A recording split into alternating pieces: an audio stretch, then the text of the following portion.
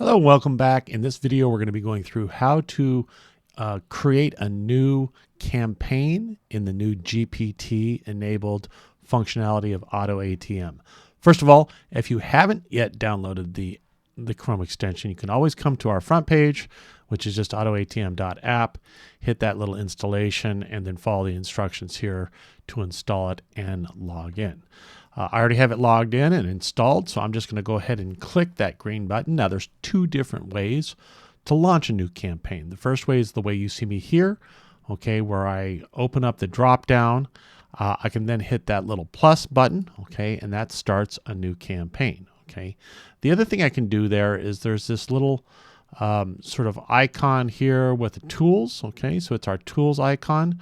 When you open that up, okay, it opens up our entire tool page, and in the tool page we can determine what keywords are positive and negative for the responses. We can scrape individual campaigns and other people's campaigns. We can also hit that campaign button, okay, which enables this little button here too. And we can start a new campaign from there, okay? So I'll first take you through this methodology. Now, when you click the plus button, it defaults to the ChatGPT campaign type, okay? It also defaults to the platform of Facebook, and the subtype of a personal search, okay? So obviously what these are is that anything that we have enabled to ChatGPT will come under this campaign type, okay? So that's the first thing. If you're looking for the previous version of the software, that is under the AutoATM functionality, and that would load all the AutoATM functionality, but we're going through the ChatGPT in this particular case, okay? I'm also going to just start with Facebook. We'll go through all the different types in another video, okay? But I just wanted to give you kind of the highlight of how to get through this. And I'm going to go ahead and click hashtag so I don't have to load a Facebook group in here, okay? It makes it a little bit easier for this demonstration. You can do any one of these. You can do a personal search, which is all of the friends that you're connected to, okay? You could do a group, so anybody within a group that you belong to, okay? And then a hashtag is anybody who mentions a particular hashtag anywhere on Facebook. So that's why I'm saying that's just a little bit easier. So I'll go ahead and give this a name just as a quick test, okay? So build test is the name of this, okay? And I'll go ahead and click next. Now we want to define what the hashtag it is that we want to search for. So you'll want to have done a little bit of research here to say what hashtag is being used for my particular business, okay? So I'm just going to use the example of crypto, okay? So I'm going to say I'm looking for somebody that has mentioned crypto anywhere at all, hashtag crypto, okay? Now the first thing you'll notice too that's new to the newest version of the software is we can now do a US-based accounts only. So what does this mean? This is anybody who has defined that they are living within the United States, okay? So it's any city within any state within the United States, it will pick that up, okay?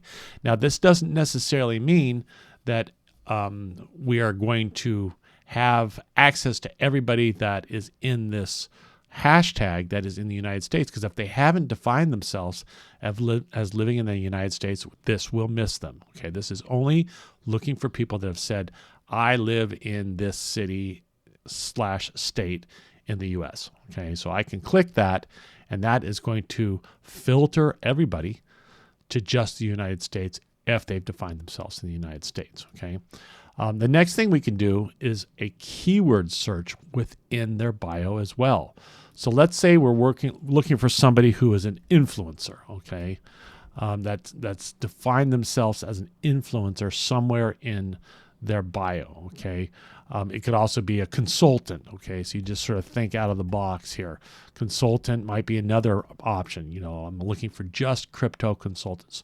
So whatever it may be, you can define them. Now, the more filters you use, the less results you're going to get, for sure, okay? So even though we're looking at probably quite a few million people that have used hashtag crypto, okay, as soon as we start defining US only and then consultant, okay, we're going to get to a much more refined but probably better, okay? So if you're not finding any results, okay, it's probably because you've got it absolutely too filtered down, okay? So I'll just go ahead and leave that on for now. The next thing we're going to do is have our introduction message. So I recommend you think a little bit about this. I'm going to give you some examples that we use, because we actually do use hashtag crypto for some of the companies we are promoting. Okay. So here's an example. I'll go ahead and expand this out so you can see this. Okay. When you're writing these, you can always use their first name by just inserting that little sort of bracket, first underscore name bracket. Okay. As you see me here. Okay. And it'll say hi and use their first name. And then here's an example. I see that that we share an interest in cryptocurrency. I'm always trying to learn new potential trends. What do you like about crypto? Now, we're going to want to vary this message for the other two. Okay, so maybe we might say something like hey instead of hi. Okay, we could change this to hey. Okay, we could change it to just crypto. Okay, so we could say, hey, I see you're interested in crypto. But we want to change it up a little bit just to sort of bypass Facebook's algorithms. Okay, so I'll go ahead and finish those off. Okay, and then go ahead and click next. Okay, now after we've had a conversation with them, or I should say after ChatGPT has had a conversation with them, okay, we're going to want to follow up with them. So very similarly, this hi first name. Okay, so I could actually just grab this if we wanted to, right? Hi first name. Okay, hi first name. Just following up, okay, to see what you thought about our conversation or something like that. Okay, this is a real easy way to just go, hey, just want to stay up to, in touch with you about this. Hey, following up to see what you thought about our conversation. Okay, and maybe something like, let me know if you have any questions. Okay, you have any questions. Okay. And then 3 days later, it'll send another follow-up. Okay, so whatever that might be, you might say, hey, just following up from my last message, how's it going today? Kind of something like that. And then 7 days later, again, it's just doing the follow-up for us automatically. Okay, that's the beauty of this. It does the follow-up for us completely automatically. So we'll want to think a little bit about, on day 7, what would we want to say? Hey, just hope your week is going great. Let me know if you have any questions or want to talk crypto again, okay? And again, ChatGPT will just continue a conversation with them as soon as they respond, okay? You can respond yourself and it'll stop responding, but if you want ChatGPT to just take care of everything, okay, and continue to send your website URL or whatever it is that you're promoting, it will do that. So as soon as I click submit, okay, you're going to see build test is now in here, okay? Now, if I wanted to not have this run and not send any introduction messages, I could just click this little pause button, okay? And clicking that little pause button won't stop it from responding to anybody that it's already sent a message to, but it won't send any new messages from that point onward. So it'll continue to respond to other people, but it just won't send any new ones, okay? So that's a really nice way if you want to just sort of put it on pause for now, and just say, just respond to anybody who responds to any previous messages, but let's pause this for now. That's a way you can do that. So let's also look at how to do that exact same thing with our create a new campaign button on our tools functionality under campaign. So same exact thing here, okay? We're going to go sub-campaign hashtag, okay, just like we did before. We're going to go ahead and just, type in build test again, okay? It's going to ask us for what the hashtag is we want to search for. So just exactly as you've seen before. And let's say this one is travel. Okay, I want to search for travel, and I want people only in the U.S. Okay, and maybe I want a travel consultant. Okay, where it's somebody who's really specifically into the nitty gritty of traveling or whatever it is you might be doing. And then again, the same thing here. So I want to just put in those messages. So I'm just typing anything in for now. Okay. And then I'm going to put in those follow-up messages, just as you saw me do before, and click submit. And as soon as we do that, okay, now it pops up here. Now I'm going to go ahead and pause that as well too, because I don't really want that going out.